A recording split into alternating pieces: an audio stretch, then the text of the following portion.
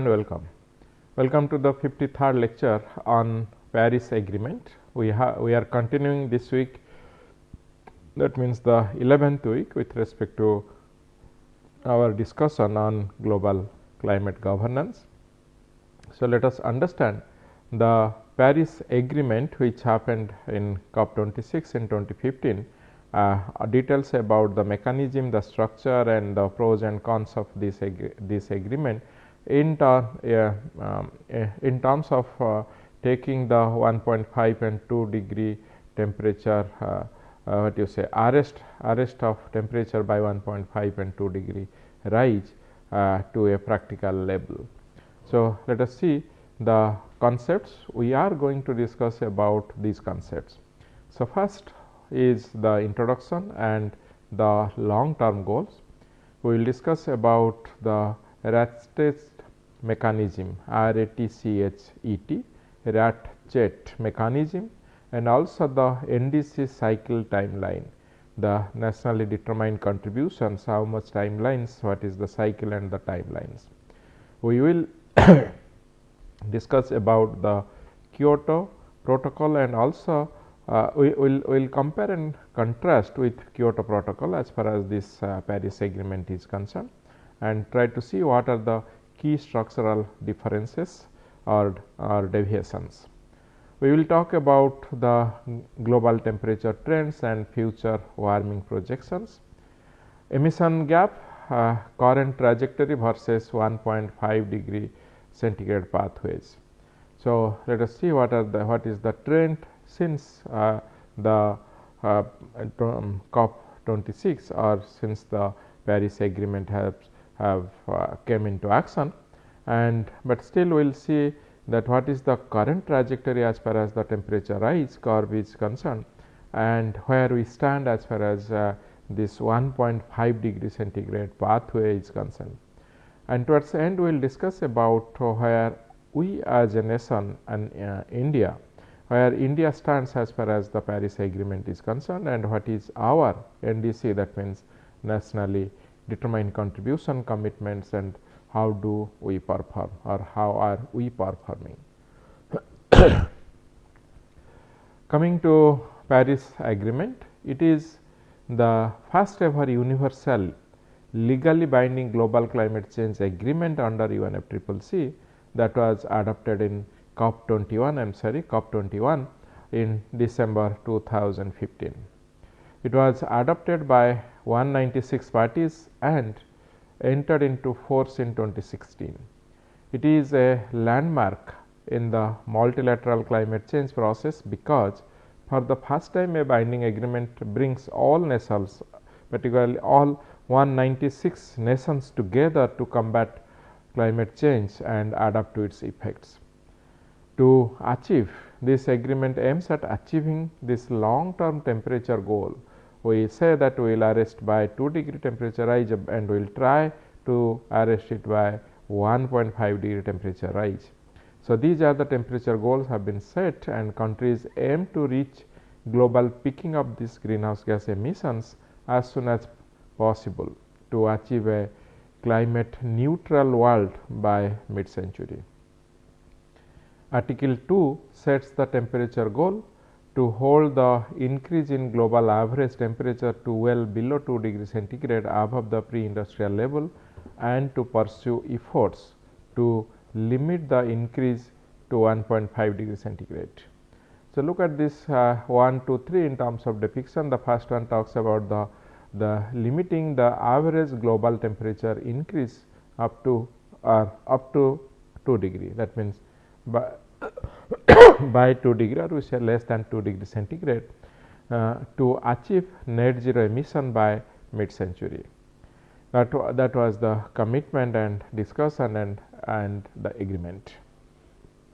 2 is to enhance resilience and adaptation to climate impacts, means in terms of the certain to occur. So, whatever climate impacts are going to occur or most likely to occur, let us enhance the resilience and adaptation capability. The third is align financial flows in the world with these objectives. So, flow of finance in this world also is important, because to realize the targets or the goals of this particular agreement. Moving on to the Katowice rule book. The Katowice package adopted at the UN Climate Conference, that is COP24 in December 2018, contains common and detailed rules, procedures and guidelines that operationalize the Paris Agreement. So, that is why this package or this rule book is important, because COP21 happened in Paris in 2015, and after 3 years at Katowice, this was adopted at the UN Climate Conference, that is COP24. This covers all key areas including transparency, finance, mitigation and adaptation, and provides flexibility to parties that need it in the light of their capabilities, while enabling them to implement and report on their commitments in a transparent, complete, comparable and consistent manner. As far as the Paris climate agreement is concerned, the key elements are these. The first is temperature, and the target: keep warming well below 2 degree Celsius. Continue efforts to limit the rise in temperature to 1.5 degree Celsius. So, target is below 2, but triced is below 1.5. Coming to finance 2020 to 25. So, last 5 years, rich countries must provide 100 billion USD from 2022 as a floor money, but the amount to be updated by 2025. So, that was the goal set, and the amount is less amount received than what was targeted or committed or aimed for. Coming to specialization, in terms of this Paris Agreement is concerned, the developed countries must continue to take the lead in the reduction of the greenhouse gases. From 2000, in terms of developing nations are encouraged to enhance their efforts and move over time to costs. Coming to the fourth important point is the emission goal targets by 2050. So, this target by reducing this emission reduction target by 2050, it aims for greenhouse gases emission to peak as soon as possible. To reduce this, aim for greenhouse gases emission to peak as soon as possible from 2050, rapid reduction to achieve a balance between emission from human activity and amount that can be captured by sinks.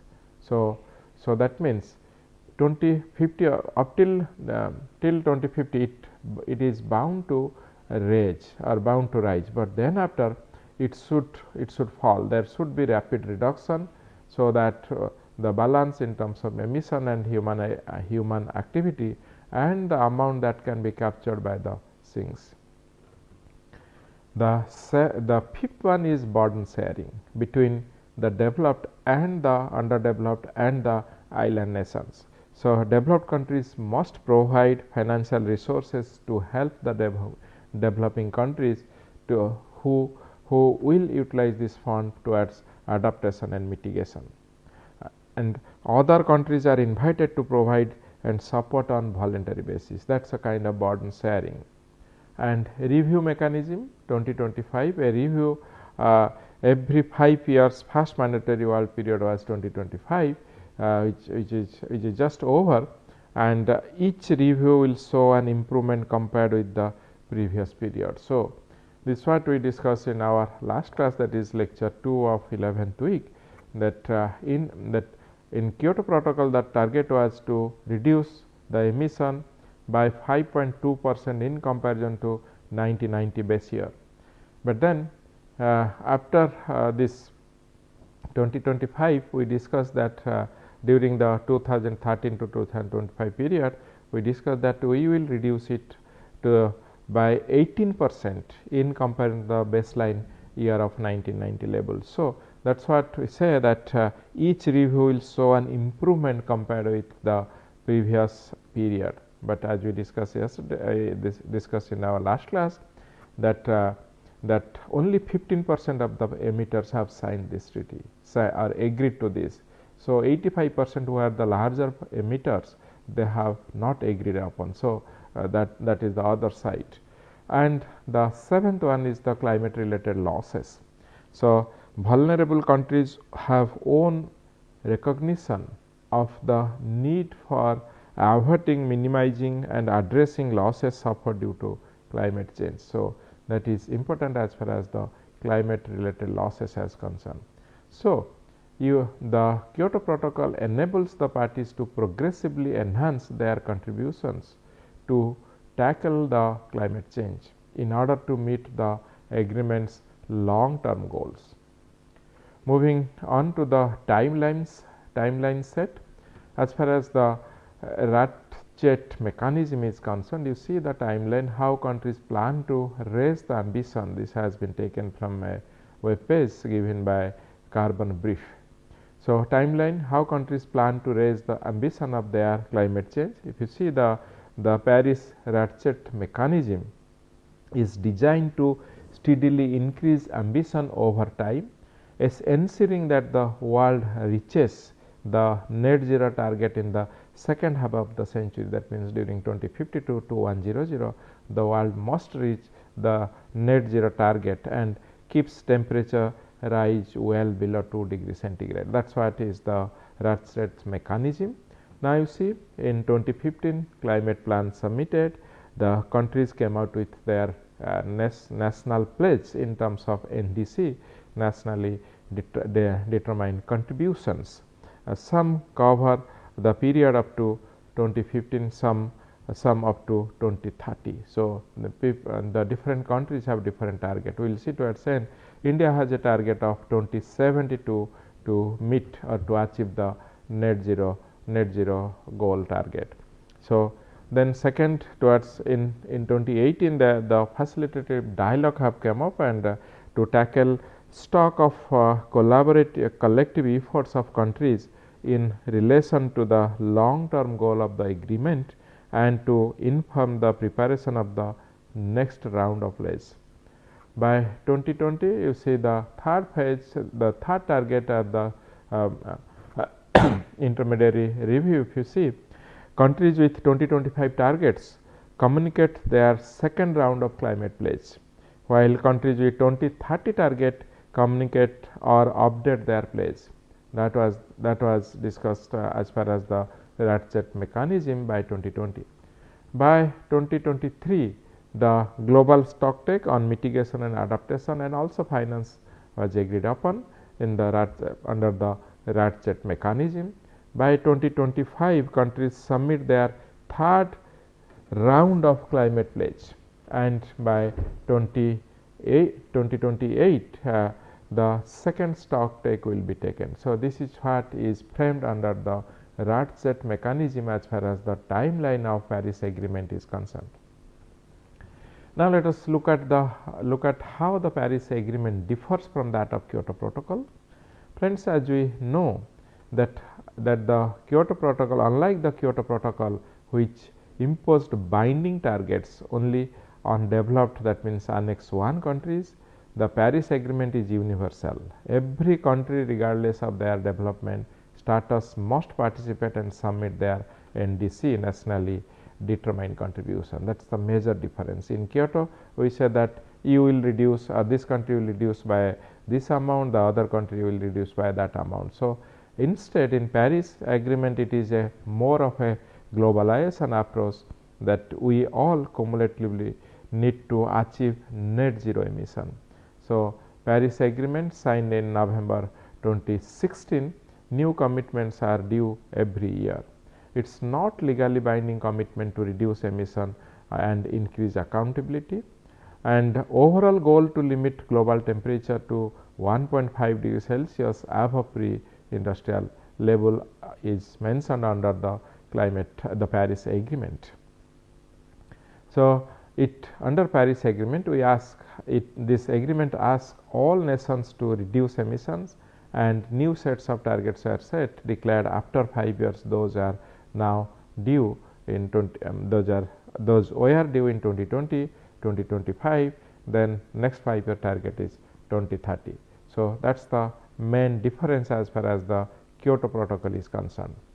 Moving on to the schematic linking as far as migration, adaptation and finance is concerned under the Paris Agreement, and the NDC, which is called as the engine of Paris Agreement in terms of Article 4. Within NDC we have global stock take mechanism, transparency, carbon markets and loss and damage. So, in terms of mitigation, which is spelled out in Article 2, hold warming below 2 degrees centigrade, try to retain by 1.5 degree. In terms of adaptation, which is mentioned in Article 7, it talks about enhancing adaptive capacity, foster climate resilience. In terms of finance, which is there in Article 9, it talks about developed countries, they fund developing nations. In linking to adaptation, let us go with the fourth Article 4, that is NDC, which I just mentioned as reported as the engine or regarded as the engine of the Paris Agreement. In that it says that each country must submit national commitment plans every 5 years. Each NDC must be more ambitious than the last self-determined. As far as the next is concerned, Paris versus Kyoto, the fundamental shift. So, in Kyoto Protocol top down, that means Annex 1 only binding targets assigned US never ratified. So, means it is a target assigned, whatever target is assigned you reduce by 5.3%, 5.2% or emit by another 1% based on the differential level of emission what individual country is doing. But in terms of Paris, it is a bottom up approach, universal, all 196 parties who have signed this. So, it is a self determined NDC, national determined contribution. So, in this process legally binding, not the target. The process is legally binding because it is coming as a nationally designated target contribution as far as individual country is concerned. Look at the global warming projections as far as the graph is concerned, 0 to 4 degree global average temperature increase. So, current policies we can see the way we are moving 2.7 warming into 100 if emission continues on current trajectory. So, the models and current projections they have already mentioned that if we follow the BAU scenario, that means the business as usual scenario, whatever we are doing, if we continue doing that, then as far as the climate change or the temperature rise projectile is concerned, we will achieve the 2.7 degree temperature rise by end of this century. So, different targets have been mentioned and different ways in terms of Paris Agreement and the targets at every 5 years interval we are agreed upon. So, we are currently here somewhere about 1.24 at in the year 2025 or so. So, we have to work hard to retain the temperature rise by 2 degrees centigrade as far as the Paris Climate Agreement is concerned. So, the next is the Paris Agreement engine.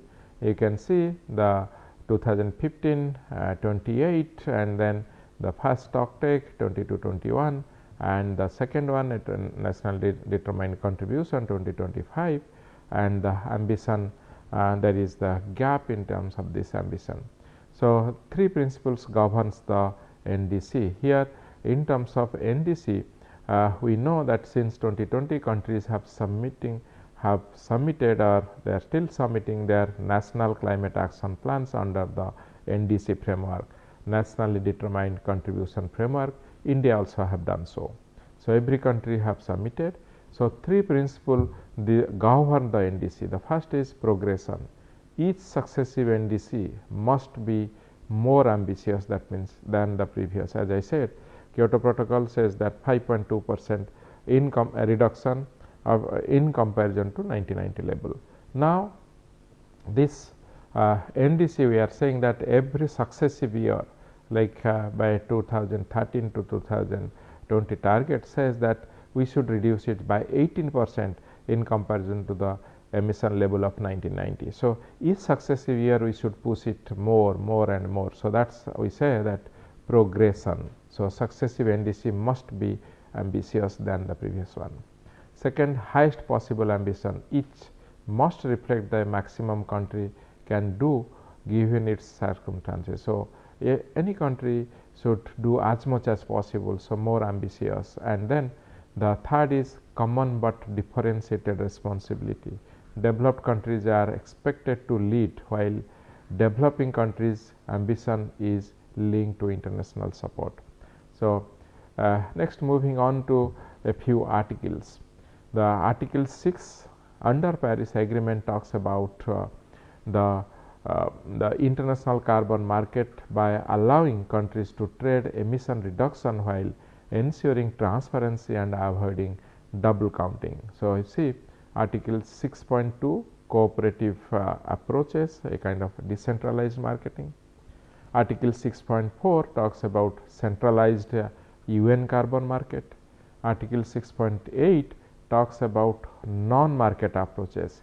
So, these are the three different sections as far as our divisions as far as Article 6 is concerned.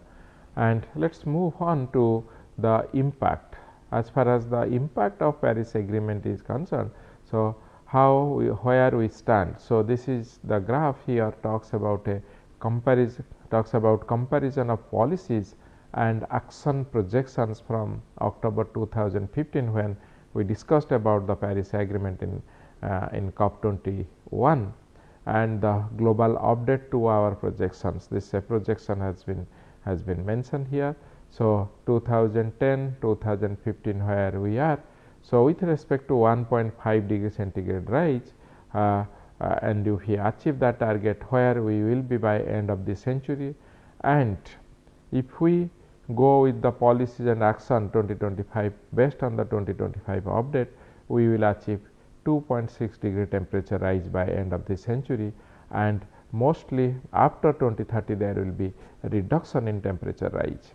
And as far as the pre-Paris policy, had we not taken any measures before the COP21 or the Paris Agreement, whatever was there, so we could have achieved 3.6 degree centigrade temperature rise by end of this century. So, the effect of this implementation of this Paris Agreement is net reduction of 1 degree centigrade at least. Going ahead in terms of the impact of Paris Agreement on estimated global warming increase in 2016.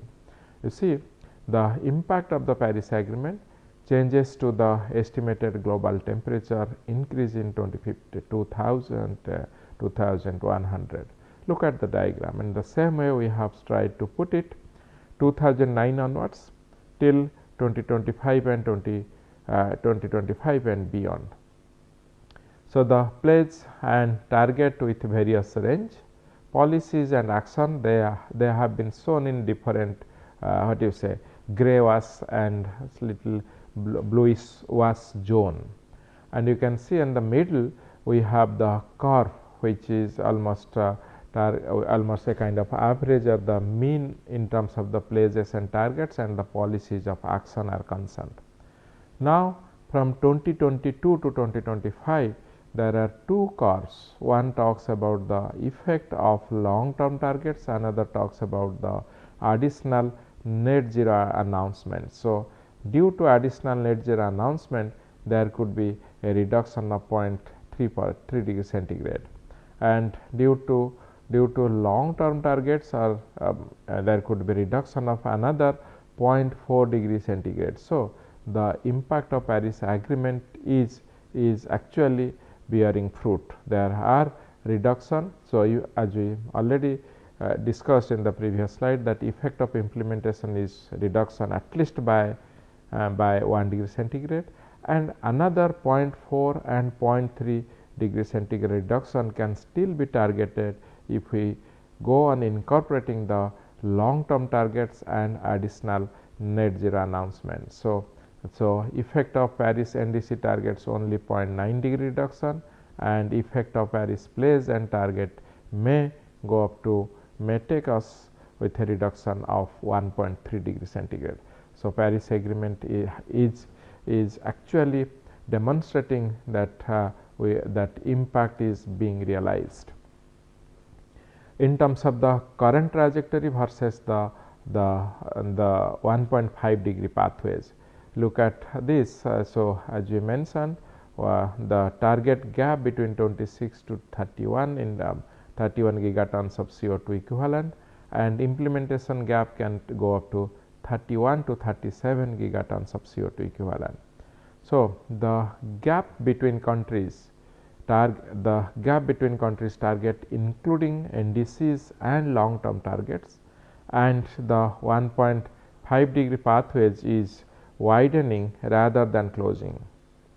By 2030, the target gap stands at around 26 to 29 degree 26 to 29 gigatons of CO2 equivalent, increasing to about 26 to 31 gigatons of CO2 equivalent by 2035. So, there will be the target gap is accounting up to this much of release in terms of the by 2030 and by 2035.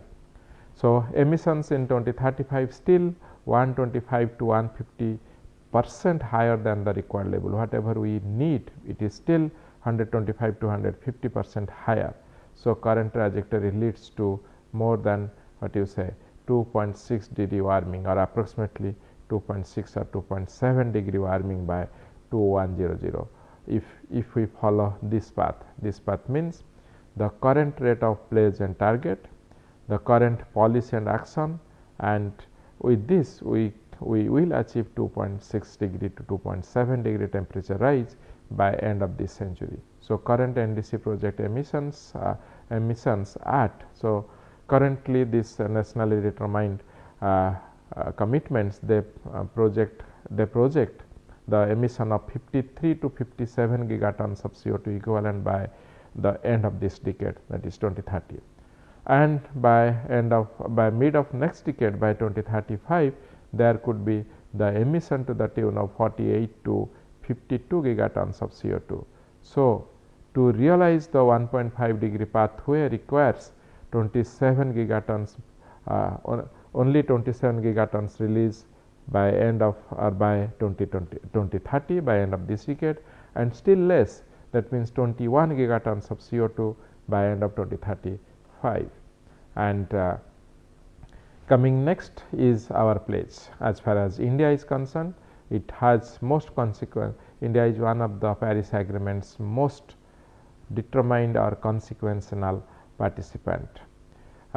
In its NDC, that means 2.0, which released in 2022, India commits to reduce emission intensity of GDP by 45% below 2005 level by 2030. So, the target GDP by intensity of GDP by 45% below the 2005 level. Okay. So, that is the target, and this target will be achieved by 2030. Second, we will achieve 50% of cumulative installed electricity capacity from non-fossil fuel sources by the end of this decade. And also India is targeting to reach net zero by 2070 under the LTLEDS, that is the long term low emission development strategy. India's 50% non-fossil capacity target was achieved ahead of schedule in 2025. Whatever India has targeted to achieve 50% of non-fossil fuel capacity, that was achieved before 2025. So, that is a significant milestone. India has achieved. So, India requires about 2.5 trillion in terms of climate investment by 2030 and 673 billion US dollar in terms of finance to be utilized for adaptation. So, that makes the delivery of NCQG a direct precondition for India's NDC 3.0 ambition level. So, if India needs 2.3 trillion money US dollar, then only it can deliver in terms of whatever is committed by to be achieved by 2070. So, it is important because it is linked to the finance availability to realize the target of Paris Agreement 1.5 or 2.0 degree temperature rise arrest. So, that that will again be seen in the version 3rd or 3.0. So, India co-founded the International Solar Alliance, we know, at COP 21, which was launched the Mission Life Lifestyle for Environment at COP 27 and actively promotes the CBDRRC as the non-negotiable entity foundation of any climate finance architecture. So, that means 30% reduction by 2030, 40% generation of electricity from non-fossil by 2030 and to create additional at carbon sink of about 2.5 billion to 3 billion tons is the target. So, this is what is the plan as far as India is concerned. These are the references that have been utilized for preparing the slides. So, to conclude, Paris Agreement is a historical architecture and it has started bearing the fruit and it is reflected or started being reflected in terms of in the ground. So, current NDC project a kind of 53 to 57 gigatons of CO2 emission by 2030 against 1.5 compatibility. So, for 1.5 degree centigrade we need to emit at best in totality 27 gigatons of CO2. So, the way world is moving, we will achieve rise of 2.6 to 2.7 degree trajectory by end of this century. So, to address or realize the best whatever has been committed in the Paris Agreement, we need flow or the climate finance or the support in terms of climate activities.